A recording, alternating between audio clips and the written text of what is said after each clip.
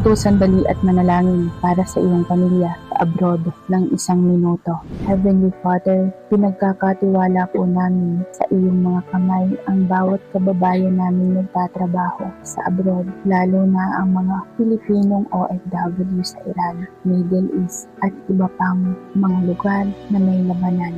Panginoon, maging kalasag ka po nila sa lahat ng panig. Akayin sila sa kaligtasan. Kapag tumunog ang alarma ng air raid, i-cover mo sila sa mga pag-atake ng minsay at panatilihing ligtas ang kanilang buhay.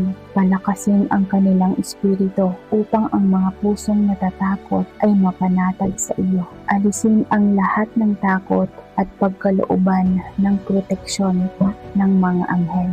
Panginoon, alam mo rin na ang inner struggle ng kanilang pamilya sa kanilang tahanan. Nakikita mo ang bawat luha ng ina at naririnig ang bawat pag-asa ng mga anak. Pagkalooban mo po sila ng di inaasahang kapayapaan at alivin ang mga pusong nababahala. Naway makapagtrabaho sila ng ligtas at gabayan mo sila upang makauwi ng ligtas. Nananalangin kami sa pangalan ni Jesus. Amen. Kung may pamilya kang nagtatrabaho sa abroad, mag-comment ng Panginoon, protektahan mo ang aking pamilya. Mag-build tayo ng spiritual wall para sa kanila. Mag-join sa aming free online fellowship group at magsuportahan tayo sa isa't isa.